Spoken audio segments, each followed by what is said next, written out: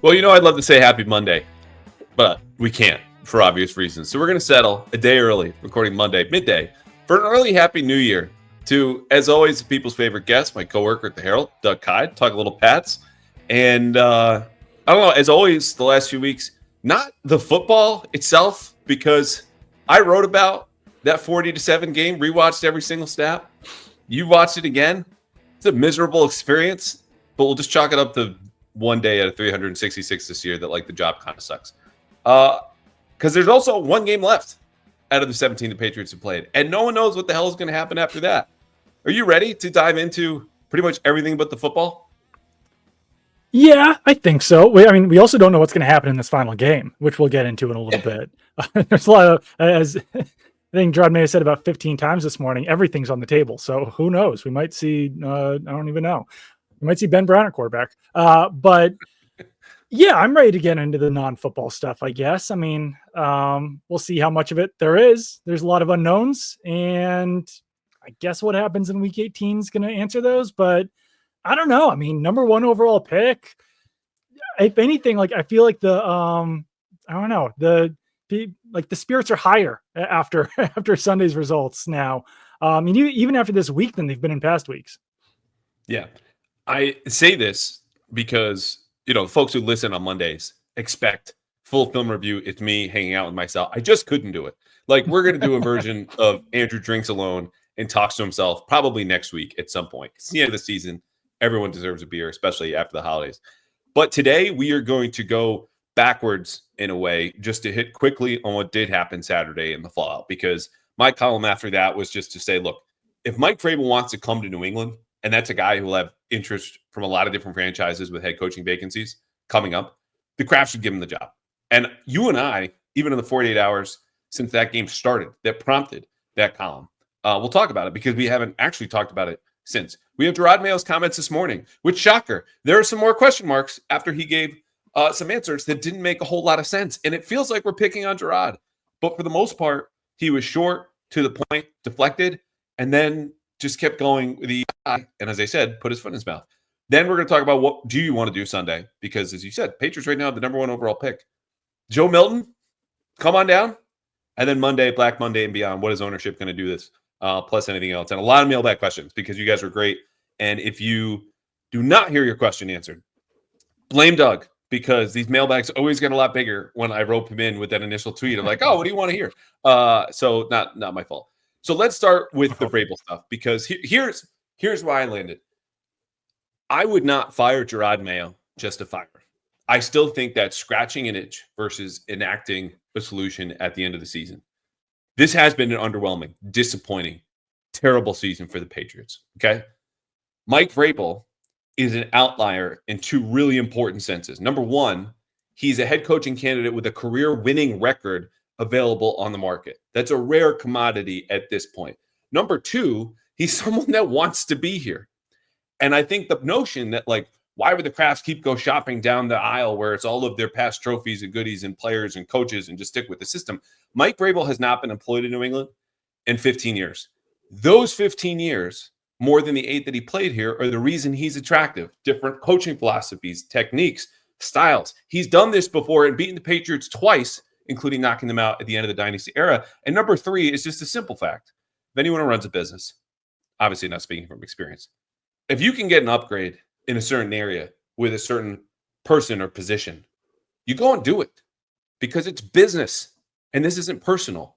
So to grant Jerod some grace here, the guy had 5 years of coaching experience before he became one of 32 head coaches, and now you know I'm serious, in the National Football League, okay? That guy's not supposed to succeed. He's not set up to succeed. And yeah, it's a raw deal. You get fired after 1 year. But Mike Vrabel's better than you now. He, I believe, will be much better over the near future. And I just got to a point watching that game going, Doug, I don't know what the future holds, but I have no good argument for if Mike Vrabel, who reportedly does have interest, wants to come back home, the Krafts shouldn't just jump on it because of what he will do to fix the culture issues here, raise the floor of the roster, and to have the best quarterback, by the way, in Drake Maye he had ever coached, as someone who's been to an AFC championship game, won a coach of the year, and earned the number one seed in the AFC. Number one thing I would say is that it's been said over and over again that the plan here was that Bill would coach one more year, Bill Belichick would coach one more year, then you go to Jerod Mayo. And it's pretty clear that from year one, Jerod Mayo wasn't ready for it. Hadn't been coaching long enough, hadn't been groomed for it. It didn't work out the way as planned. And since you rushed him into the job, there's no guarantee that all of a sudden, now learning on the job, he's even going to be ready for it in year 2, year 3, whatever it is. You know what Mike Vrabel is. You know that he's ready. I think the second thing is, if you're the Krafts, you have to ask yourself, what does Jerod Mayo do better than Mike Vrabel? Or what could he do better than Mike Vrabel?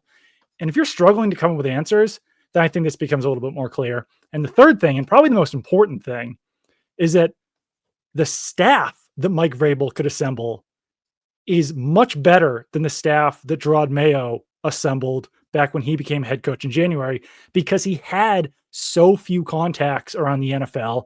They had to kind of scramble and put pieces together, guys that, Elliot Wolf knew, guys that Alex Van Pelt knew. It wasn't a cohesive way of structuring a coaching staff. And Mike Vrabel, who's coached in Tennessee, coached at Ohio State, coached in Houston, he just knows so many more people. And he's had people under his staff before who have won football games. You know that the floor of the staff that Vrabel can put together is much higher than that of the Patriots staff right now. And the ceiling is much higher as well. Yeah, it's just, so do you co-sign on that? Because again, we haven't talked about it, and it's a hard thing. Like, it's a big if, right? Like, this guy will have opportunities with several different franchises. He'll be able to command a salary and come in with that resume that he might be a top 10 NFL coach right as he walks in the door. And I get he had 2 losing seasons, but you and I haven't talked about it. Like, you sound on board with that notion. If he wants to come back and they're a priority, that you would do it. Yeah, I think there's a much clearer path to winning if Mike Vrabel is your head coach in 2025. And I'm sure that the Krafts still see a lot of upside in Jerod Mayo as a head coach. Yep. I just haven't necessarily seen it this season, and maybe they still do. We're going to get into more Black Monday stuff later on, right? Because I do have something else to say on this. Yeah. Yeah, I wanted to start there because it sounds like the easy, simple solution. And there are people, again, who would push back and be like, what's so great about Mike Vrabel? He's not God's gift to coaching, okay? But I know what he is a guy who is not going to suffer from the fundamental breakdowns you've seen on defense or the culture stuff. And I'm not talking about calling out players in the media. Like, that's not inherently a negative, right? It's not about being a conservative in-game coach. It's about a guy who comes in, had winning records right away, knows what his culture is, has the experience of doing this as a head coach. And if the Patriots do move on from Jerod Mayo, I want someone more experienced than him, or certainly someone who's been through it. And you might be, oh, what about Ben Johnson? Like, I've said this before. The analogy is a coordinator is really like the head of a department in high school. Like, you're teaching English. You're telling other people how to run that department of the entire operation. The head coach is the principal. There's not a whole lot of hands-on teaching, instruction, coaching, obviously in this case, when you're the head coach, but you're setting the expectation, the practices, the schedule, everything else about the organization going down. I know how well Ben Johnson could tell me about Shakespeare. I have no idea how he's going to set everything else from detention on down, deal with parents as a potential head coach. I know what Mike Vrabel does. I would bring him in right now. But for now, Jerod Mayo has at least one more game as head coach. This morning, he says everything's on the table for the finale against the Bills. Sunday at 1 o'clock, by the way, because that was not determined for the folks who missed it. And that includes possibly sitting Drake Maye. He said, to his understanding, Drake is not in the concussion protocol, but if he is, he would learn later today. Monday, he dismissed the notion that Daniel Ekwali brought up to me one-on-one that effort was a problem against the Chargers, and still didn't really want to talk about Ramondre Stevenson starting when he told the local radio broadcast and the national TV broadcasters that Antonio Gibson would start as a point to make about accountability. So of all that, plus the stuff that he said on EI, where do you want to start? The effort thing, I think, is the most interesting to me because we've talked a lot about the Stevenson and Gibson thing, and I don't know. It feels like a minor thing, but it's just a bigger microcosm of everything else that's happened this season. The effort thing was just so bizarre because he said multiple times that he didn't see effort issues. It was more about execution. Didn't see effort issues, more about execution. And then Jermaine Wiggins asks him a follow-up about the Daniel Ekwali comments to you. He said, there were times when on field goal block, guys weren't getting their hands up. But for the most part, guys were trying. It's like, you either have to go all in and say, effort was not a problem. I did not see a single issue with effort, no effort issues, all execution, nothing to do with effort. Or you have to kind of own it and be like, yeah, here's an example. On field goal block, guys weren't getting their hands up. So I preached to the guys after the game, you have to try. Otherwise, you're not going to be here. Like, you either have to go all in on one direction or the other. You can't pretend like there's no effort issues, specifically bring one up and then still try to downplay it. And I don't know, all of these things are obviously minor in a vacuum, but there's just been so many instances at this point that you're just like, what are you doing? Like, it's week 17 now. You can't still make those mistakes. And I think that one thing that really struck me about it is that Mayo's now very clearly trying to do this Bill Belichick impression of say as little as possible, say he has to rewatch the film, like rely on phrases like coach's decision, say there's a lot on the table, all these things. Best interest of the football team. Best interest in the football team, all those different things. But as soon, literally the second that it came out of his mouth of him saying, you know, on field goal block, there was times the guys didn't get their hands up. The first thought I had was Bill Belichick would never say that. And you don't have to be Bill Belichick. Like, I thought that that was one of the positives that Jerod Mayo was doing through the first, let's say, 14 weeks of the season, is that he wasn't just trying to do the Bill Belichick thing, because it didn't work for Matt Patricia, didn't work for Josh McDaniels, didn't work for all these different guys who have come from the Patriots system. So Jerod Mayo was trying something different, and now he's kind of trying to do Belichick, but also saying things that Belichick would just absolutely never say. And that's why it's not working, because, and it goes back to the Vrabel thing, like, Vrabel has a voice. Vrabel knows how to handle the media. Vrabel knows how to handle the team. I think that that's something that Jerod Mayo is still really struggling with. And if it hasn't clicked through 17 weeks, I'm not sure if there's a guarantee it's going to click by next season either. Yeah, and I would say it goes back earlier this season, because Lord knows this is the most overly referenced column I've ever written, and I'm the one at fault for that. Like, the media messaging was an issue back in the spring and then in the summer, and about important things like the quarterback competition and what mattered and what would factor into that decision. And then even as that went on, they pivoted to Drake Maye. It's like, oh yeah, of course the offensive line was a factor. What do you mean? Like, it's okay. Right. The football coaches lie to the media. I am not so sensitive. My sensibilities are not at the feet of someone telling the truth the whole time. Football coaches lie. Bill Belichick lied. Jerod Mayo has entitled to lie in the best interest of the football team. But the full quote, which you tweeted from that comment on WEEI about the field goal blocks, quote, "It's hard when you know the score kind of gets out of control to keep pushing on. And I would say the majority, most of, if not all the guys, were still going out there trying to make a play." So when you say majority, most of, if not all, we're still trying to go out there and make a play, that means some that weren't. Yeah. And it's not just Daniel Aquale one-on-one to me. It's Jonathan Jones saying after the game, hey, when the going gets hard, we go home. We're a team that can't overcome that adversity. So I just, the importance of this is take the full media and the reporting and the listening of this and the recording, whatever it is, out of the equation. If he's this inconsistent with people who have a limited time with him, okay, asking simple questions, what is it like with the football team? Because these answers stem from what he thinks, what he believes, and when he's prepared and organized. And clearly to me, what this says is he's not organized enough or prepared enough or sticking to the same core concepts, except for the last couple of weeks. And you're like, yeah, it stinks we're not getting the same Jerod and his actual thoughts and answers, but that's his prerogative to close up, to clam up. And then he opens up again and you're going, I don't like what's inside. Like, it's just, it's bad. Drake Maye, though, being on the table as someone who might sit on Monday, good decision, bad decision. What do you think he does? What does that mean? Well, I mean, they have the number 1 overall pick right now. I would start Joe Milton, like 100%. They're like, there's no hesitation in my mind about that. It's tricky though, obviously, because like Jerod Mayo's job might be at stake in this game. So if you're Jerod Mayo, obviously you want to go out and look as good as you can, demolish the Buffalo Bills, backups, whatever it is. Like, I understand the point that you're making, but if beating the Bills JV team sways the Krafts, and maybe it does, because there's a real distinction here between what you and I think should happen and what will happen. What's the most likely bet? I think they should move on Mike Vrabel. I don't think the Krafts are going to fire Jerod Mayo. That's my bet right now. But like, what do you think if they win that's meaningful? I mean, it's not to me, but for Jerod Mayo, he has to be looking at this as being meaningful. Like, he's not going to try and lose this game, because for him, he's probably just like, well, that will increase my chances that I get fired. But so unless there's some sort of agreement between Mayo and the Krafts of like, listen, we want to get this number 1 overall pick. Like, this is going to be the best thing for the future of the franchise.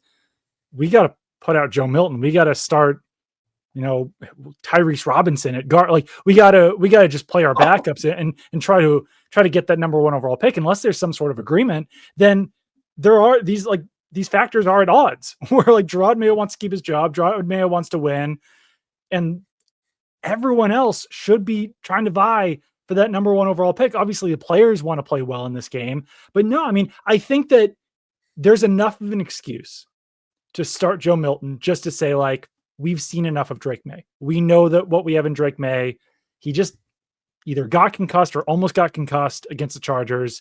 No use of risking him in this game.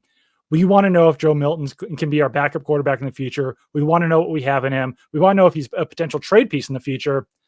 Let's put him out there because the Bills are also going to be playing their backup. So I think there is enough of a case to do this without being like, we're fully tanking, that it makes sense. And for me, 100%, I am doing that. You want the number 1 overall pick. You'd probably like to see what you have in Joe Milton, and you'd like to play Jalen Polk and Javon Baker and all of these guys as much as possible just to see what you have for the future. I completely agree. You just have to ask yourself, like, what does a win Sunday matter relative to what the number 1 overall pick in the draft could become? Absolutely. Like, even if you just stick and pick, that's a guy who's there for 5 years. That's someone you're selecting as the best player in the draft, who will obviously fill a position of need, because the only positions in the Patriots roster, aside from quarterback, are positions of need. And so, or you could trade. But what does that matter to Jerod Mayo if he's not back? Yeah, right. Well, and that's the thing. Like you mentioned, if the Krafts and Mayo had this agreement, right. He was asked last question of the day by our guy Mark Daniels, like, have you received assurances he'll return? Here was his answer. Quote, I'm always in constant communication with ownership, and I feel like we're still on the same page. So a non-answer, but he seems to indicate, yeah, I feel like I'm going to come back, and they should absolutely start Joe Milton on Sunday. They should absolutely play the kids. They've sold this messaging from the beginning of the season. We're going to develop, find our foundational pieces. There's enough there to sell it. It still doesn't mean, though, that the veterans in that room know what's going on. And any cultural fissures right now are only going to deepen with that happening. Because I don't think he can sell, whether it's Keon White or some other people on defense or even on offense, his message and vision right now. What's the cost of that? I don't know. Guys will go home after Sunday. But it leads to this, I think, kind of, I don't want to say like a depression in the building, but this ugly feel in the building, even losing aside of like, we're going to do this for a guy that's not even in the building to get a pick that you don't even really care about because you guys aren't good enough and this season sucked. Yeah. For the people on the outside, and I am curious what you think about this, how ugly could this be at, say, 1:38 on Sunday afternoon in Foxboro, where the home team fans, let me just lay it out, and I want you to like fill in the gaps. The home team fans want them to lose. I think most of them do. Right. Everyone heard or reported on, Jerod Mayo heard the chants, fire Mayo at the end of the game last weekend. Anyone else in that building now is emboldened to do the same after the first freaking punt of the game. Then you have the Bills backups, who are probably more talented than the Patriots starters, and the Patriots don't play their starters. They're at risk of losing again. Yeah. If this is a big deficit and a half-empty stadium cheering fire their head coach, and then you have the hometown fans actively rooting for their team to lose, what kind of black mark is that for the franchise and ownership? Yeah, and I mean, that's a big thing, is that if you put Joe Milton out there, I think it does lessen the fire Mayo chance. It does lessen the boos. It does lessen everything that might come with it if you're trying as hard as you can in that game and still potentially lose to Mitchell Trubisky and the Bills backups. In some ways, yeah, maybe it is the best thing for Jerod Mayo to even keep his job by putting Joe Milton out there. Honestly, now I'm kind of changing my tune on this because, you probably won't hear as many fire Mayo chants, and at least if you lose in that game, then there's an excuse for it.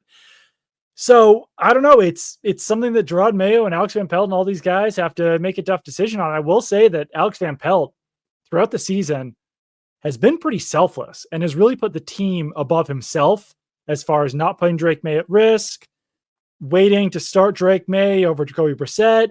And I could see him doing something similar now in this game, being like, you know what?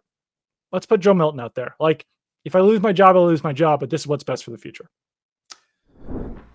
Okay, so the holidays are dying down. Going back to school, going back to work, no more presents. A little bit of a bummer. I got one last gift for you, courtesy of Prize Picks, where you can win up to 1,000 times your cash by building a lineup between 2 to 6 players on America's #1 daily fantasy sports app. Yes, it's that simple. As always, you go to Prize Picks, you pick a couple of players. Each comes with a stat. When you look at that stat in their next game, you pick more or you pick less if you think that player will get more of that stat or less. You file the lineup away, and for a short time only, you can again win up to 1,000 times your cash. NFL season dying down. Playoffs are around the corner. For me, it's more of an NBA thing. The Celtics stink. I don't care. I've been winning on Pickmas without them. So go to Prize Picks right now, whether you're using MasterCard or Venmo. Venmo's my thing. You can deposit real money and win real money sports action while watching your favorite sports. And as we close in on December, get this, they're still giving away parts of $30+ million in rewards during Pickmas. So what are you waiting for? Download the app today and use code CLNS to get $50 instantly. $50 instantly after you play your first $5 lineup. Again, download the app today. Use code CLNS to get $50 instantly after you play your first $5 lineup at Prize Picks. Prize Picks, run your game.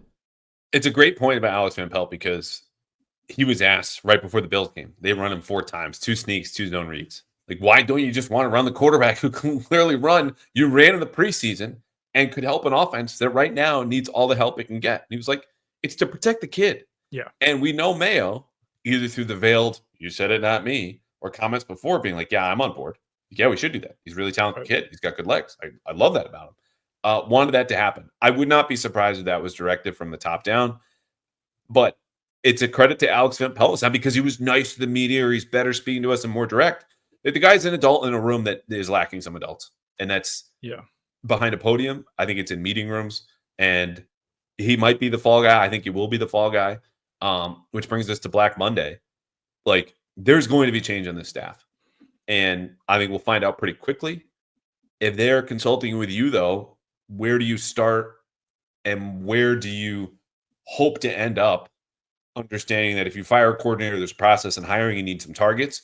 And if you're filling out the staff underneath that, it'll probably be dependent on the coordinator you hire to replace Alex Van Pelt or DeMarcus Cummings, and or even the head coach if you part with Jerod. So no one feels bad for the Krafts, obviously, because they put themselves in this situation. But I do think that this is a tough decision that they have to make, because I'm going to lay it out. You can't bring back Jerod Mayo, but not Elliott Wolf. I think that, like, you can't fire Elliott Wolf, but bring back Mayo. I don't think that makes sense. You probably can't bring back Wolf, but not bring back Mayo, because there's going to have to be this infrastructure in place with a new head coach and a GM, and you'll have to work together. So that's a tough decision. And you can't bring back DeMarcus Covington, but not Alex Van Pelt, because the defense has been a much bigger issue. It seems like Alex Van Pelt might become the scapegoat here, but there's a lot of things that, like, you can't do this if you're going to do this. You can do it. So I think let's stay with the Covington thing, though, because I've said someone's going to get a raw deal here, and that includes Jerod. 1 year, new head coach, shitty roster, like you're supposed to lose. This isn't about fair, though. Like, I think they could fire Van Pelt and keep Covington because Jerod just likes him, and if he has a say, he's going to stick with his guy. No. I don't think you can do it. I think the defense has been so bad. The expectations for the defense were so much higher. This is a unit that everyone was expecting to be top 10 again. They're 30th or whatever it is right now. Yes, they've had injuries, but they have so far underplayed expectations that I don't think you can bring back DeMarcus Covington, but fire Alex Van Pelt. I think you either have to fire both coordinators or bring both guys back. I guess you could bring back Alex Van Pelt, but not DeMarcus Covington. But that doesn't seem like a likely scenario here. I mean, the idea of, like, bringing back DeMarcus Covington, but hiring this, like, senior defensive coach who has head coaching experience to help out the unit. It's like, okay, well, is that going to be a new coordinator, or is that just going to be a guy who's helping out Jerod Mayo and DeMarcus Covington? Because, like, yeah, it would make sense, but this defense has just been so bad top to bottom all season that to bring back the more underperforming coordinator over the guy who's actually helped the offense improve and develop Drake Maye, I don't think you can do it. Well, I just wonder, like the consequences, like the obstacle there, you would think is merit and logic. And what I'm saying is, if you're an owner, if you're in the NFL, very often these decisions are not made based on merit and logic. It's based on pressure from the fan base and the media. It's based on relationships. It's based on nepotism. And I'm not saying like DeMarcus Covington couldn't make a year two leap. It's just to say that wherever he could be next, same with Jerod Mayo. Yeah. I don't think he's going to get there in a way that catches up to a theoretical Mike Vrabel and whomever Vrabel's defensive coordinator would want to be, or even a Patrick Graham if Patrick Graham wanted to be here. But then you get into a conversation, you talk about how thorny and complicated this is. I don't know the answer to this question because Patrick Graham left before I came onto the beat here in New England. What if he's a Belichick loyalist? What if he wants nothing to do with Jerod? Yeah.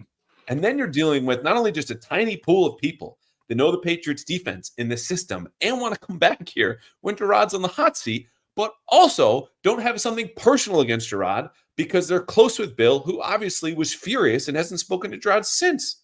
Like and that I say that to underscore your original point of like, this is a brutal position that the Krafts are in. And I would argue, not now, but in a second, they cornered themselves on this. They did. I think that going back to the fairness question, I think it can create culture issues if you bring back Covington and don't bring back Van Pelt, because I do think that you've got guys in the building being like, how did our guy AVP get fired but not Covington? Like, what the hell is going on here? When you already have guys like Keon White, saying that major changes have to come this offseason. You have other guys like Daniel Aquale and Jonathan Jones speaking out. Like, I think it does. The culture is already an issue. And I think that would only create bigger culture issues. And I think that goes beyond fan base and everything like that. So I think the answer is probably you have to bring back Mayo and Wolf, or you have to clear house. And I know that we haven't really talked about Elliott Wolf or the front office. I mean, I've been steadfast on this. To give a GM 1 year just seems preposterous. I know that that's not what a lot of people believe. I know that there's a lot of people who think that based on what Elliott Wolf did this offseason, he should be fired. But we don't know what this draft class is going to look like in 2 years. They smartly underspent in free agency because it was a bad free agent class. And there was no reason to overpay guys that they didn't want to have be a part of the future to save money for this offseason, next offseason, when they can actually build up their team a little bit better. Draft class looks bad. Certainly had some misses in free agency, but I think that firing a GM after 1 year just puts yourself at risk of becoming those like Browns and Jets and all those other teams that have changeover year after year after year, because like, all right, so what happens if they're bad again next year? So then you fire your new GM too. It's like, when does that stop at that point? So if they had belief in Elliott Wolf last offseason, then I think that you have to continue that belief and believe in him of what this process is. And I think that you could easily say the same thing about Jerod Mayo, but I just think that there's more chances for a head coach to prove himself over a season than there is for an executive or for a GM. So I don't know. I think that I think the options are either bring back both coordinators or get rid of both coordinators. And I think that just with the way the structure is, you almost have to do the same thing with Mayo and Wolf too. Either like bring both guys back or just start over from scratch. Yeah. To wrap up the Wolf conversation, I think in large part, I agree with you. And I think there are people on the outside going, what are you talking about? Right. Yeah. And I understand the frustration. This is nothing personal about Elliott, who, like, full disclosure, I've had conversations with. You read some of his comments to me in a one-on-one before the season and a profile I did on him in March. And in doing that profile, April rather, right before the draft, speaking with several current and former NFL GMs, multiple of both, there's a lot of belief in him around the league. And when the job description in year one is to offload the bad contracts, cut the dead weight on the roster, Juju Smith-Schuster, Devontae Parker, Trent Brown, get out of here. Save money and roll it over into 2025, and there's a better free agent class. Okay, find the quarterback of the future.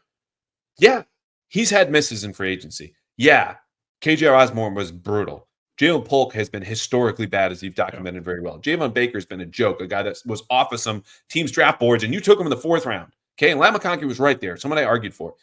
Every GM misses. Every front office misses. But the only way you learn if they have more hits than misses relative to average GMs is to get a larger sample size. Yeah. And this is not an inexperience issue or perhaps an immaturity issue, as far as I know, like it is with Jerod Mayo. 5 years of coaching experience. Elliott Wolf has more than 2 decades in NFL front offices. Doesn't necessarily make him good, but it gives me more reason to believe that if he's charged in year 2 with get good talent, now he has more resources to do so, not to mention the Matthew Judon trade. He, like the rookies he drafted, need more time to figure out what you have there. Yeah, because I mean, I've always made this point, but like, yeah, what happens if the draft class looks good? It's all in 2 or 3 years from now. Then it's like, okay, well, thanks for Drake Maye, see you the door. Like, thanks for the draft. But I also just don't think that there's like, who do you want as a GM? Is there a guarantee that you're going to get a GM? There's no guarantees as far as general managers go. Like, well, people would throw names are like, oh, give me the assistant guy in Kansas City. Give me someone assistant GM in Detroit. Like, that's great. But what you're asking for is this abstract idea that could be anything. Like the same thing I wrote about Mayo. It's this potential in your head. They could be better. It's like the backup quarterback. I haven't seen it yet, but I'm going to project all my hopes and dreams onto this empty person or name that hasn't done anything yet, but in my mind will do better than what I've seen, because what I've seen from Wolf has been disappointing. What I would argue is, to a degree, it was supposed to be. And throw in some bad luck and some bad decisions, which we called out in real time with the offensive line, which is a complete failure on his part, replicating Bill Belichick's mistakes. Inexcusable. But aside from that, there's no grounds to be fired here as a GM who's hired for a multi-year job, and we're not even a full year into him having roster control. It's also, I mean, obviously he had misses in free agency, and I don't want this to become this big, like, defend Elliott Wolf thing or anything, but like, they're not catastrophic misses. Like, KJ Osborne was signed for what, $3 million? $4 million. Yeah, these aren't whoops, we signed Kirk Cousins for like $100 million guaranteed or whatever. Now we're screwed for the future. And like Calvin Ridley. Yeah. I mean, yeah, I don't want to turn this into like a Bill versus Elliott thing, but like near the end of Bill's tenure, like signing Juju Smith-Schuster, you had to subtract cap space to cut that guy.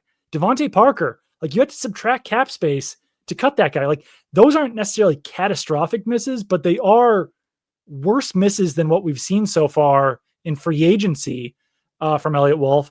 You can talk about some of the re-signings. Totally. Like, I don't know.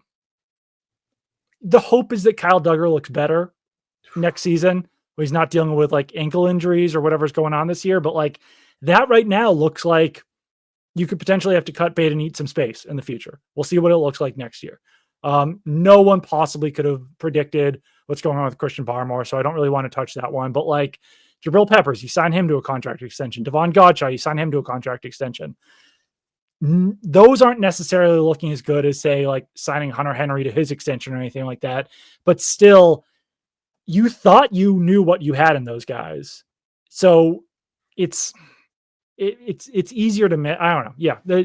But once again, like do whatever you want to do. It's tough to bring back one of those guys and not cut bait completely or bring back both of them. Yeah. And here's to bring it back to the Krafts, who, again, criticize Elliott Wolf all you want. I think the job was not to build a ready-made roster this year. And there have been whips along the way, and they happen. And look, he could be out of a job because, like I said, it's not all based on merit and logic. Sometimes it's just like they've seen enough and they need to move on. If the Krafts do move on, here's the problem. Congratulations, you just became the Carolina Panthers. Right. 3 head coaches in 3 years. 3 different front office leaders in 3 years. No continuity, no culture, no semblance of a plan. And that's how they got here in the first place. Like we bitched about Belichick, rightfully so, not having a succession plan. People forget before Tom Brady, where were the tight ends? Like Gronk retires and you have 2 years, the worst tight end play in the league. Brady retires, no succession plan there. He had the Cam Newton experience. Bill Belichick, your succession plan was to write in the contract of a 4th-year assistant, hey, you'll be the guy coming up because we like you, and you spent some time at Optum. And again, Jerod Mayo might become a great head coach one day, but that day is not today. It's not tomorrow. It's not the day after. It's not even going to be next year. And so for the Krafts, who relied on Belichick for so long and everything stemmed from him. The system, the game plans, the personnel evaluation, that it gets so specific. Once you turn over a new leaf to Wolf and Jerod Mayo, they've not replaced anything around them to fill in that infrastructure. Like you and I both know, people from other organizations on the coaching staff and the front office get here and are like, where's all the stuff? Where's all the support staff? How is this? I have how much money to relocate my family sometimes? Like, what's going on here? They need to upgrade themselves. They need to modernize themselves in a way that I thought Jerod Mayo was going to do that. That was way too much to ask for a guy, again, in his 6th season of coaching to do as a head coach. He's learning on the fly. You're not learning as owners. And that's the issue here. You need to upgrade and supply and support your people and develop them in a way that was long the most undersold benefit of having Bill Belichick as your head coach. Josh McDaniels will start as a small assistant. He'll become your offensive coordinator. Brian Flores will be a grunt work and then a defensive coordinator calling a Super Bowl where you allow 3 points. Okay. They're not developing people like that on the coaching staff, in the front office, and they don't have the infrastructure. It's cool. It's actually great. They have a football-only training facility coming up. Here's the problem. That's in 2026 at the earliest. Yeah. And right now, you might be starting over with a whole new coaching staff and front office, and you don't have to even take it from me. And this is the last point I'll say. You and I both remember being at the Combine, where we're talking to people around the league, and they're like, what the fuck is going on with the Patriots? And then the NFLPA report card drops out. Yeah. 29th out of 32 teams. You're the 4th worst franchise in the league, not according to me, not according to Doug, not according to any kind of media or fans, according to your own players. Ownership gets a D. The weight room gets an F. You have F for treatment of families. Those grades told you then and tell you now exactly where this franchise is. And as much as everyone wants to fire Jerod and fire Elliott, fire everybody. Again, I'll say it, it's more scratching an itch than a solution. But right now, you might need to do both if you're going to get anywhere. And whatever you pick, you're in a no-win situation. But the Krafts put themselves there. 100%. Really curious to see what that report card says this year, because I'm expecting it to actually be a little bit higher, just on, Jerod being more of a player's coach. I think they did set up some sort of thing for families. There's a family room now. But so Bring at the least those GPA things up. won't be like as low, but I don't think the facility, like maybe them announcing that they're going to have this new facility, maybe that improves that grade a little bit. But I think maybe travel gets a little bit higher because I know that some players didn't like having to stay in the boonies rather than actual cities. I think they've improved that a little bit, but The hotel that we were at in Buffalo, where supposedly they used to stay all the time. they did. Yeah, they did used to stay at the beautiful Buffalo Niagara Marriott or whatever it is. So yeah, I think it might be a little higher, but I don't think it'll be significantly higher. They haven't made like crazy upgrades yet. No. And look, I'm tired of the blame game. I know I just ranted there about ownership and the infrastructure and their failure to develop people and refurbish the infrastructure. But the point is, blame's on everybody's hands. And it goes for Mayo, it goes for Wolf, it goes for Van Pelt and DeMarcus Covington. And sometimes that doesn't make you feel good at home being like, oh, great, blame everybody. Yeah. But there's not a good way out of this because it No. took a long while to get here. This is organizational rot. And replacing that with real growth, whether it's Mayo growing in year 2 or Covington or new people or Vrabel or whomever, is going to take time.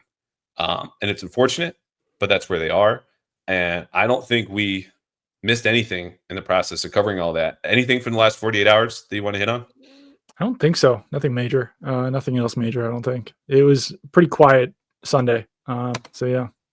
Yeah. I will say this. What'd you make of the locker room? And we haven't talked about Keon White's comments to Karen Gregan, but that's the first mailbag question coming up as we pivot. Yeah. What did you just make generally of the locker room and kind of the vibe after that loss? I mean, it's interesting with Keon White. And like you said, we'll get into it, but like you do wish he'd be a little bit more specific, but I think he is kind of having people read between the lines. The locker room in general, I thought it was a little interesting. Like you saw Jalen Hawkins, Dale Pettis, and Marte Mapu sitting in like a huddle at their lockers for over an hour after the game, which is very uncommon. Just like dissecting, it seemed like everything that happened. Del Pettis told me that he was just asking a lot of questions to 2 older guys. Jalen Hawkins said it was all about them sticking together and continuing to try and do all that stuff. So I thought that was a really interesting scene in the locker room. You also had Dietrich Wise go up to Jalen Polk about an hour after the game, sit next to him, have a conversation with him at his locker for a longer time. That's a veteran captain talking to a rookie. But then hours later, you've got Jalen Polk posting on Instagram, calling himself the most hated. It's like, unless Dietrich Wise is telling him to do that. And I mean, I'll also say that like Dietrich Wise had a comment criticizing fans for booing. Devon Godshaw had a comment, multiple comments criticizing fans for booing Mayo or for chanting fire Mayo and for booing. So like, I think that kind of goes back to the leadership issue where like those are two of the vets in the locker room and they're being like, hey, we don't deserve to be booed. It's like, you can't really tell the fans what to do. And it also makes you wonder a little bit about what the message from Dietrich Wise to Jalen Polk even is after the game. Especially when Jalen Polk posts like that afterwards. And I do think this team has a major leadership void. Certainly losing Juwan Bentley and David Andrews didn't help, but I think that there still would have been a leadership void in the locker room based on the next guys in line there. I think that I don't know. That's probably my number one takeaway. Devon Godshaw, first comments out of the gate to the media also was, I thought we defended the run well. It's like, they ran for like 150 yards and you guys just like gave up seemingly in the fourth quarter. So like, yeah, maybe you allowed 4 yards per carry or whatever it was, but like, it doesn't mean that you did well when you lost 40-7. So that was kind of a rant, but no, you took us around. We were by the receivers for a little bit, hung out with the safeties, and then ended up with Devon Godshaw, who just, regardless of how the game went, starts with the run defense because that's what concerns him, and I think is not paints him in a good light. It's not super common across the locker room, but it's common enough where you're not going to say splintered in a way that you go back last year and you had Mac Jones guys and you had Bailey Zappi guys, or even 2 years ago. But it's certainly, you do the old cliche 5 fingers or 1 fist. Like there's a lot of guys out for themselves, and it's not unique to the Patriots and being a team that's headed for the number 1 overall pick. It's a bad team, but the guys who have bought in aren't reaping the benefits of that hard work. Like Dietrich Wise told me, I go, hey, what are the stakes of this after the bye week? Last 4 games. What's the stretch? If we finish strong, it says the hard work matters. You're 0-3. 2 of these games were not remotely close. Yeah. So it says what's working right now doesn't work. What's happening right now does not work, and the culture reflects that. So, last thing, actually, no more last thing. I do have very belated travel tales, which I've never done this with somebody else.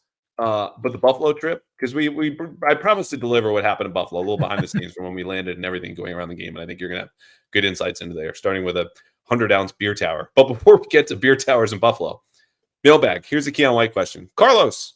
Hey guys, quote, I was interested in hearing your opinion on Keon White's situation. Jerod doubled down on his previous quote, saying that he and Keon are on the same page, but the situation seems weird.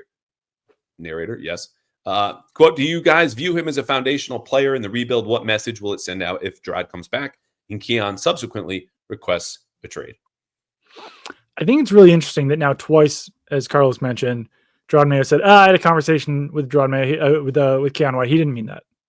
It's like, Keon White is such an interesting guy that like I can almost see him meeting with Jerod Mayo and being like, that's not what I meant. And that's just like literally all he says. and not specifying any more about what exactly he did mean by any of it. Because he is kind of a mercurial, that I butchered the pronunciation of that word, mercurial. It wasn't a Danny Heifetz butchering, but I might cut that for later just for my own kicks. Yeah, at least I knew how it was pronounced, unlike Danny Heifetz, who just like has no idea how words are pronounced. But you'd like him to be a key part of the rebuild, but heading into the season, I remember having conversations about Keon White being like, are we sure he's going to be this dominant force? Because he wasn't last year. He started off this season well. He's kind of petered out a little bit. He said that he himself is not fully happy with his performance. The Patriots pass rush has been horrendous since the game against the Bears. Midway through this Chargers game, I turned to you and said, I feel like the Patriots haven't had a real sack in like 6 weeks.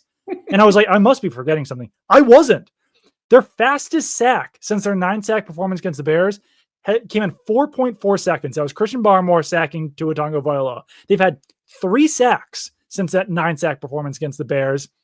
two of them were Josh Allen and Tua Tagovailoa kind of just like running themselves into sacks. And the third one was Brendan Schooler running off the edge, Tua Tagovailoa scrambling to his left, and Brendan Schooler catching up with him 5 seconds later or whatever it was. Like, they legitimately have not had a real guy in the pocket, stack him in 3 seconds since that game against Caleb Williams.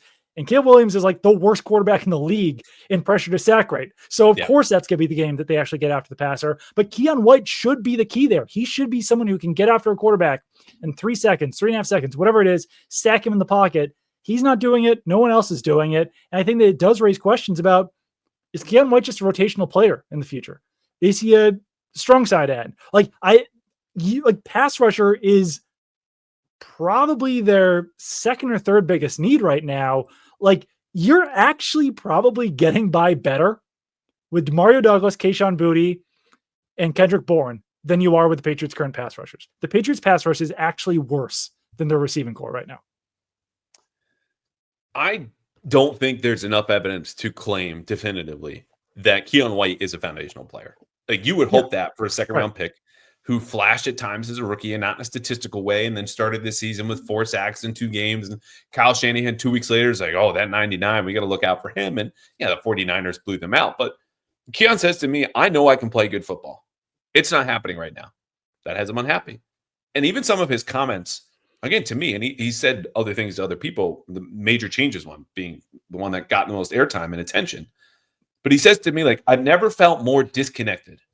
That's a word he used. Or less on the same page than I do right now. I said, disconnected from what? He says, well, that's what I got to figure out. So, like, there's this vagueness here that either he's playing this long game and trying to lead you on, but only to a certain point, then you got to figure out the rest, or he's just lost. Either way, it's a problem. And there is something to a guy in his mid-20s who's just got to figure out how to be better at his job, like all of us, okay? He's not blameless here. And there's certainly an eagerness for people to hear criticism of the coaching, because that's all we want to do now is just fire away at Jerod and everyone on staff. But it should be better than this, is my point. And it's not. And that's a reflection on coaching, reaching him as a player. And I asked him straight up, I was like, hey, how's the rest of your life? Because, like, feeling disconnected is kind of a depressive suggestion, right? Mm-hmm. You feel isolated, right? He's like, my mental health is good. Like, I'm having a ball outside the facility. It's when I come in here that I have a problem. So, again, I don't think there's enough that he's a foundational player, but the fact that Jerod says twice we're on a good page and Keion White says, no, I meant what I said. Yeah. That's the disconnect between Keion White and his head coach. Yeah. All right. And I mean, I'll also say about Keion White, like, Keion White didn't talk to anyone last year. Like, he basically didn't talk to teammates last year. So, like, to hear him be like, I'm disconnected in here, I think so. Like, some of these things are Keion White's personality, and I think that obviously you can still be a very good player with a distinct personality, but he does have a distinct personality, and I credit him for saying these things out loud. Though, like, even if he is going to be vague, at least express his feelings about these things. Yeah, and there's also, I think you could make a case that when Daniel Akwali tells me in London, some guys in here think too highly of themselves. He could be on that list. People talk about other players playing selfish, as Devon Gotcha said. Keion White can make that list. Like, he should not be the person that you just trust to be a reliable, accurate narrator of events in the Patriots locker room, because he's saying things that you would want to hear as an angry fan. Yeah. Just put them in context. It doesn't mean they're all wrong. It doesn't mean they're all right. We can parse through this and be like, this is likely what it means. And he also is taking accountability, which builds some credibility in his comments. Like, you're not going to blame the guy who's, saying, oh, it starts with me, but it's more complicated than he's making it sound. Even if for the most part he's right, there are things that we could tweak here. Anyway, I want to remind the good folks that I think we're still going to do this with longtime listener Nick Roy, who has 2 tickets to Sunday's game. If you want to boo, if you want to cheer, if you just want to go see Joe Milton throw the ball out of the stadium, we might be able to make that happen for you here in the Pats Interference Podcast if you donate to the Leukemia and Lymphoma Society. If you don't get those tickets and you would have said rather go to a game next year, or if you want to go to a Celtics game, you want to go to a Bruins game, you want to go to a concert, and you might see Doug there, go to Game Time, because Game Time is the best secondary ticket marketplace you will find anywhere. The lowest price guaranteed on every single ticket they sell. You don't have to look anywhere else. Just go to Game Time, because even if you do find somehow miraculously a price that's lower than you find on Game Time, they credit you 110% of the difference. But just skip that and just go to Game Time anyway, because they give you all-in pricing. seat views, game time picks, which says, hey, here's the deal. Here are our best deals. Let's be honest, right up front, all in one place, less than 60 seconds. You can find 2 tickets, 4 tickets, 6 tickets, 10 tickets to wherever you want to go with Game Time checkout, and they're all yours. So stop wasting time. Download the Game Time app today, create an account, and use this is the best part. Code CLNS for $20 off your first purchase. Terms do apply. And create an account, redeem code CLNS for $20 off your first purchase. Download Game Time today. What time is it? Game Time. Question number 2. This made me laugh. Manolo. Hey, Andrew. The Pats are currently sitting on $161 million in cap space. I've not verified that number. Realistically, how much of that could be converted into funding for a space program that builds a rocket capsule to fire the offensive line directly into the sun? Thank you. Yeah, I think a lot. Yeah, maybe they could get NASA on the phone and see what they can do. I don't know. The cap space thing is it's huge, and like between the cap space and potentially having the number 1 overall pick in the league, like I think someone has this like formula for like the most off-season value that you can have heading into like the Patriots would be far and away there right now because there's no team in the league who has 2 first-round picks right now. So like having the first overall pick is far and away the most valuable in the draft, and then they also have the most cap space. So yeah, I mean, if there's any team that can improve their roster as much as possible this year, it is definitely the Patriots. I think a lot of that has to be invested in the offensive line, but also in the wide receivers. Like I said, also in edge defenders. You don't know what Christian Barmore's future holds, so defensive tackle is up there as well. There are so many needs on this team. I don't think that you can actually address all of them, even if you do have $130 million in cap space in the number 1 overall pick, but it does go a long way toward addressing those needs to the fact that maybe you could finish next season with 7 wins or 8 wins. You know, you're not going to be a Super Bowl contender yet, but I think that you can improve quite a bit. So the 2 names to know for agency, which this is not what Manolo asked, but T. Higgins and Ronnie Stanley are the 2 names in it. Ronnie Stanley, left tackle for the Ravens, far and away the best offensive tackle available. T. Higgins, the far best receiver, which reminded me that after Saturday's game, when Devon Gotcha was at home, presumably wherever he was, just tweeting in all caps T. Higgins. Like, I get that there's some sort of engagement to cultivate there and win over some fans who might be upset with your post-game comments. But man, that looks shitty for your teammates. Yeah. And granted, there's no good case for the Patriots receivers this season. He's right to want T. Higgins. Everyone on that team should want T. Higgins. It's just a bad thing optically, where either it doesn't care or doesn't know, and either it just kind of rubbed me the wrong way a little bit. Let's move on. No, that also $161 million, not enough, I would guarantee you, without knowing a single thing about space or building spaceships to send a person into space. It's going to be more. It's also a lot of weight, an entire offensive line. Thousands of pounds. Would you believe that when I was covering college, Rose Bowl, actually, Penn State, USC, great game, Saquon, Chris Godwin, Juju Smith-Schuster, a bunch of NFL pros, Sam Darnold, that I watched USC's offensive line at the time board an escalator in this sparkling, super expensive hotel where they were hosting media availabilities. Once everyone got on, the thing stopped. The escalator turned into stairs because it couldn't bear all that weight. Mind you, do you remember, and you probably do, remember Zach Banner? Yeah. Yo, he was huge. Lincoln Kennedy's son. Yeah. 6'8", 370, 380. Yeah, like 380. Super nice guy. Yeah. But anyway, actually stop. There's a tweet somewhere you can find it. No one wants to do that. Kurt, who I had some good suggestions last week in the radio, and I was offering up, hey, if you get a good, thoughtful question, respectful question for Jerod Mayo, I might use that question. He had some good suggestions. The timing was just off. But Kurt, we answer your question now. Quote, we all know this roster has a lot of room for improvement. Do you think Elliott Wolf has the ability to close with upcoming free agents? And will the Krafts overspend to assist in landing those free agents? Yeah, I think Elliott Wolf himself has the ability to close. I think that the issue is, are players going to want to come here? Like, I guess, and that's part of closing, but you've got Drake Maye. But I was just looking at some of the free agents this offseason, and like one of the top free agent edge defenders is Khalil Mack. It's like, Khalil Mack just saw this firsthand, what this looks like in New England. Is he really going to be banging down the door to play for Jerod Maye on this team? Khalil Mack's probably a guy who's hoping to win a Super Bowl. That's not going to happen in the next year, probably 2 with the Patriots. So it's an uphill climb to get free agents to want to come here. I do think the Patriots will be willing to overspend for guys though, because they have to. Yeah. That's the reality of the situation. And quite frankly, they have the cap space to do it. They need to spend this cap space on someone. They need to hit the cash floor over the next 2 years. And I know, like, Robert Kraft knows the optics of if they come back into this next season with like, we've got $70 million to carry over in cap space. Like, it's going to look really bad. So they are going to spend this money. They are going to have to overpay.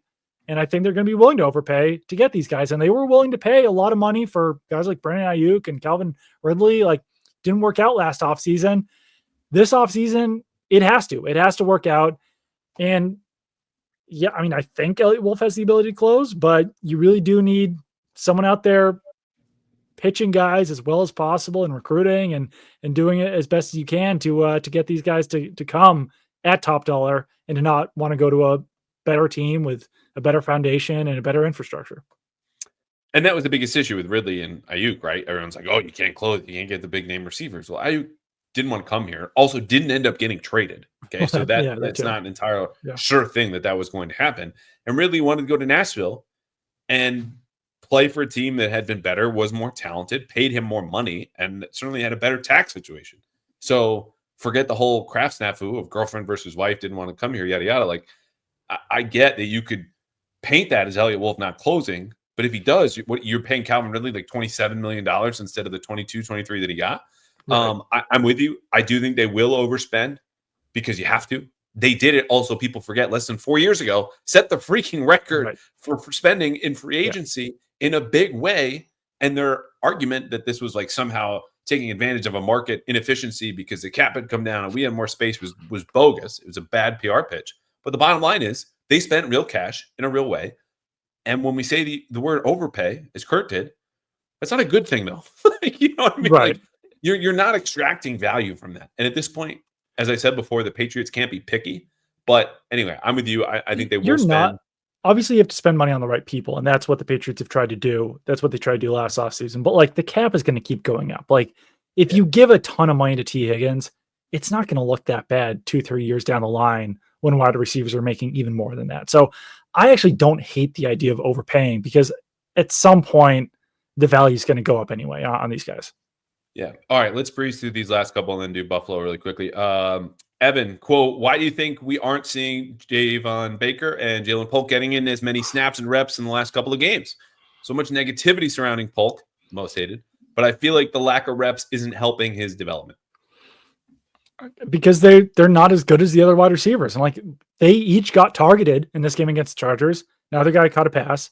They were both on the field late in the game. Neither one caught a pass. I don't know. I really try not to be so low on Jalen Polk and Javon Baker because like they're rookies and maybe they can't improve. But like, I wrote 26 days ago about Jalen Polk's struggles and about how he was having a historically bad year and like cited all these stats that he was either last in or like super low in.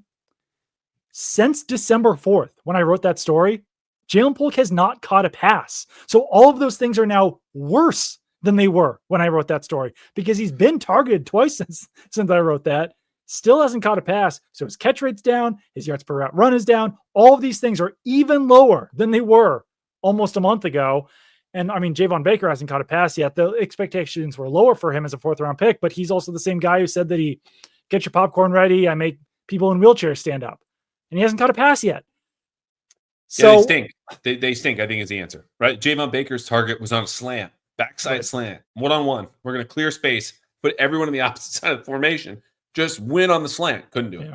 And Jalen Polk has 2 catches since Halloween.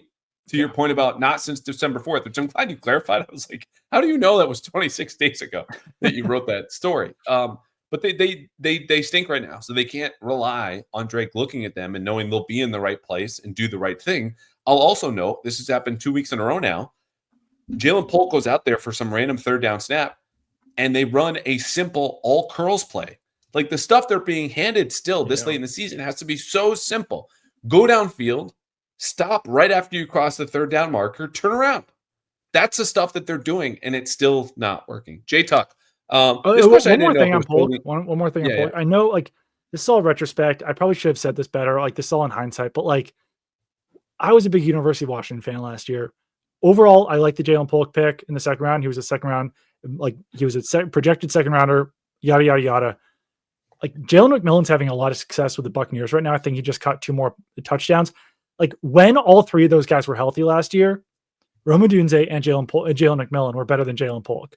So Jalen McMillan had a bunch of injuries last year. He had an ankle injury, missed half the season. He was kind of a slot only guy, but like, it's not shocking to see Odunze and McMillan playing better than Polk.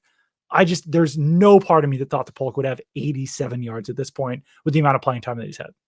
Do you ever think Vidarian Lowe would have more catches than Javon Baker? What's that? Since Halloween or since December, season. since January? oh, then Javon Baker. No. Yeah, I thought you said Jalen Polk, but yeah, no part of me.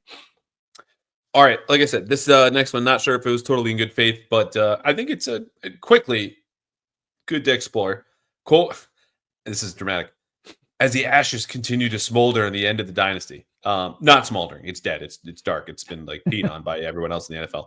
What do you think the local Patriots and Boston media will look like in a year or two? A lot of wagons were hitched to their success. I don't think it's going to look that different. I mean, Patriots are still number one interest as far as the 4 major sports. Football is always going to be number one. And like, quite honestly, like it's been how many years of this now at this point? Like Patriots haven't won a playoff game since 2019 and nothing has dramatically changed. I guess some companies have changed a little bit, but I don't know. I don't see a whole lot changing. And interest currently right now is like higher than it's been all season. So sometimes losing isn't the worst thing for business.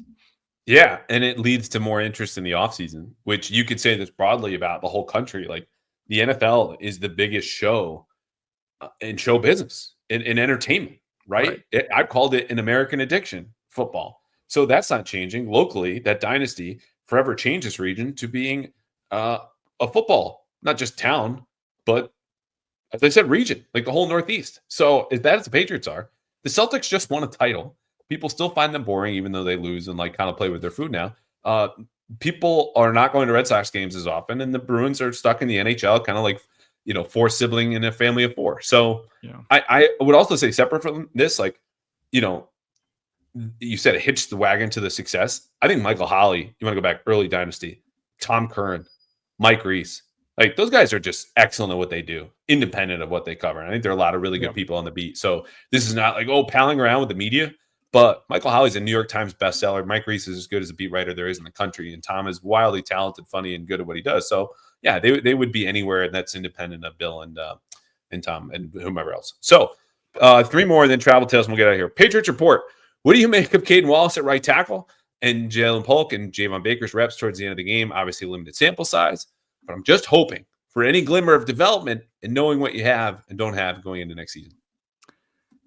Unfortunately, it's like a little bit too little too late with Caden Wallace, where like plays a couple drives at the end of this game. Hopefully you see him start in week 18, but like, I don't know how much you can really bank on from, 1 1/4 games at right tackle for the future. Like, I don't know. Like, I think you still have to add some, I guess it helps that you could potentially still move Oweno to right tackle. So maybe you don't need to address right tackle this offseason because you hope that Caden Wallace can do it. If he can't do it, then you've still got Mike Owenu and you have enough depth at guard. But yeah, I think that you definitely would have liked to have seen like 10 games of Caden Wallace at right tackle play solid football to know that you had that assurance in the future at right tackle. Yeah, it's too little to say. I don't think anything last Saturday is going to change my view of their season. I don't think anything on Sunday is going to change my view of the season. It's disappointing broadly, but also in the way that if Caden Wallace had just been left at one position, and I understand you want to cross-train some guys, and that's a new offensive line, and you've got injuries and decisions to make, and they're not always easy. But if you want a 3rd-round rookie to play one of the most difficult positions in all of football, let him focus on one position. They haven't done that. He got hurt, only recently regained his full playing weight and strength, as he told me the other day in the locker room. Yeah. It's just too little. And what we've seen from Polk and Baker, again, like we talked about, is not good. Miserable Pats fan. Is there a possibility of the Patriots getting penalized for tanking if we start Joe Milton? My answer is no. No, like I said earlier, there's enough of a case to do it as far as like you got to see what you have in the future there. That no, I don't think they would get penalized for that. All right, Pyramid the podcast. Cool. Time machine. That's how this starts. We go back to the start of the season. I tell you that by the end of the year, Drake Maye is undoubtedly awesome and shows flashes of being elite. We, meaning the Patriots, end up with the number 1 overall pick and still have more than $130 million in cap space to spend. Are you happy? I mean, I guess, but like it takes out way too much context of the season because like, yeah, you're happy with that. And like I said, you have value this offseason, undoubtedly with the number 1 overall pick and a bunch of cap space, but to not know if you have the answers at your head coach, your coordinators, the front office, all of these things, like those are major issues. So like, yes, there are absolutely things to be happy about, but, and like looking at that in a vacuum, yeah, you're happy, but this doesn't exist in a vacuum and you can't be fully happy with what's going on based on what transpired this season. And I know that the Patriots, wind up 3-4 wins, whatever it is. That's about what they were projected to start the season. But it takes out even more context of all of those wins were in the first half to middle of the season. They're going to end with a giant losing streak. And they have not improved from week 1 to week 18, or at least week 1 to week 17. They looked better in week 1 than they did in week 17. And that's a major problem. And as our pal Chris Mason wrote, tell me what the Patriots are good at. Right.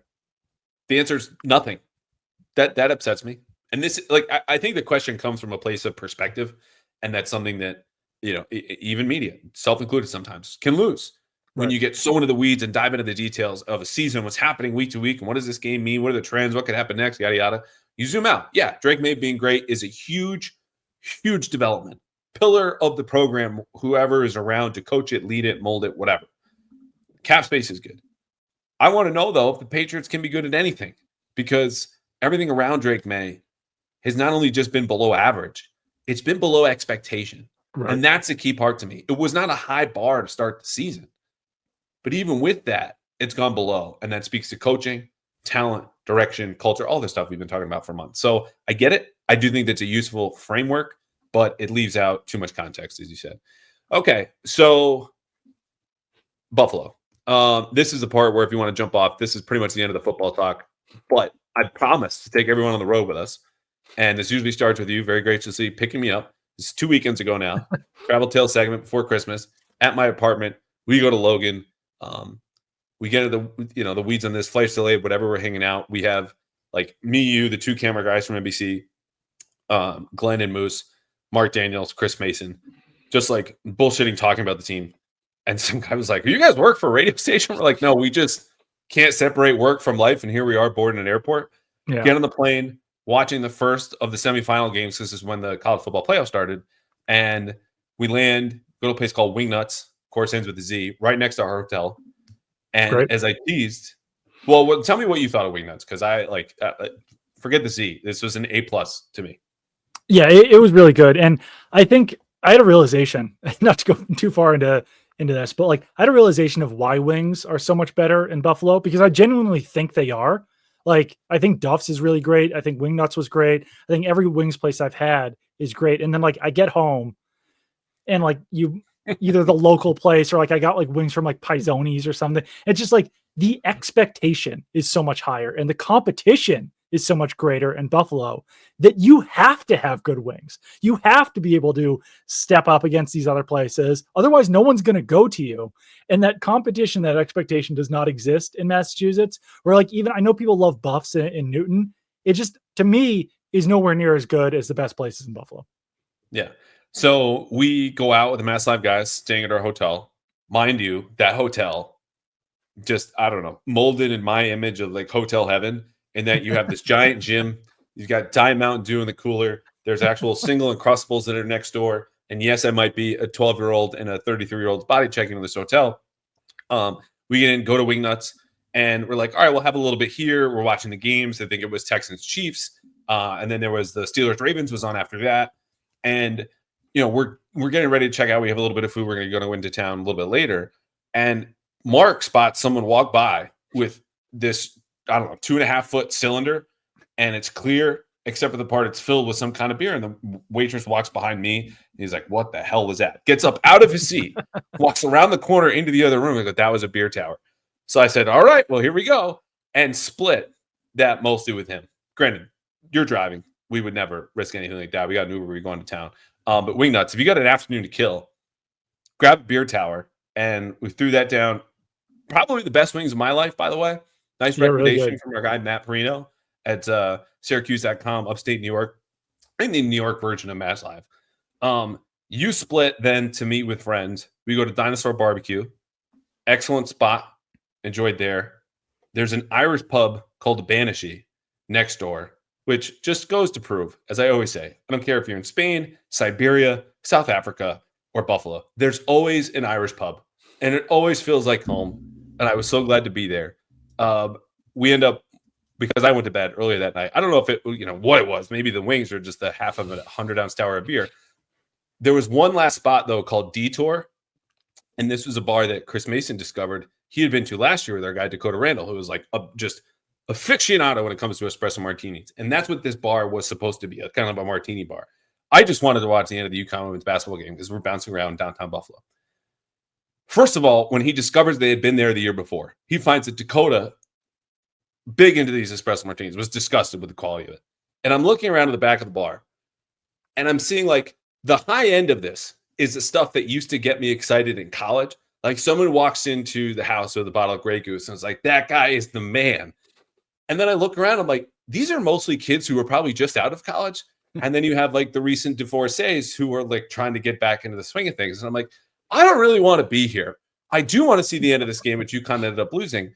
And then it got to the point of, I think I'm going to go home. So Chris and Mark were disappointed with their drinks. I leave. They go on, then find out the place they went to after last year, as they're searching around the block and they have a picture and they're looking around, actually burned down the next bar they had been to and loved so much. So I don't know what happened in Buffalo in the 12 months from last year to this year. I like downtown Buffalo a little bit more than I expected, save for that disappointing detour last stop before we had a 425 game, very thankfully, the next day. And I don't know, that was my Buffalo experience. Yeah. I guess fun fact, not that fun fact, but a fact about that bar burning down. It was set fire by a man named John W. Burns, which is fitting for an arsonist. I guess he worked there, said like, I'm going to burn this place down, and 15 minutes later burned it down. So very unfortunate for that bar in Buffalo, but you have to see the irony or the I don't know, John Burns for an arsonist. That's it's got dark and unfunny in a second. It's my fault, but yeah. I went to a place called Founding Fathers, which was a like presidential and history themed bar with, like you said, a couple of friends, a couple of Bills beat writers, which was interesting. The bartender there goes around like yelling trivia questions at people who are sitting around, and it was voted like the 18th best bar in the country in like 2016 or something like that. And they're very proud of this fact. And there's like posters all over the world being like, we're the 16th best in 2016. So that was fun. But yeah, I enjoy Buffalo. It's very chill there. Very easy to get in and out of the airport. I know a lot of people don't like the Buffalo trip every year, but I'm for it. I think it's fun every year. Big time for it. I'll say this too, because their new stadium is going to go up in 2026. If it's a warm weather game or you just don't care about the cold, I would say make the trip. Like I did that as a kid growing up, rooting for the Patriots once. And it was, I think it was the first road game they won that year. It's 2009 season, but it's literally underground. You walk into kind of the first, or they're like the concourse level. And then if you have a lower seat, you're going down into it. Then there's the field. It's very homey. It's in the middle of a neighborhood separate from the city, like in Orchard Park. You'll see the stadium being built next door.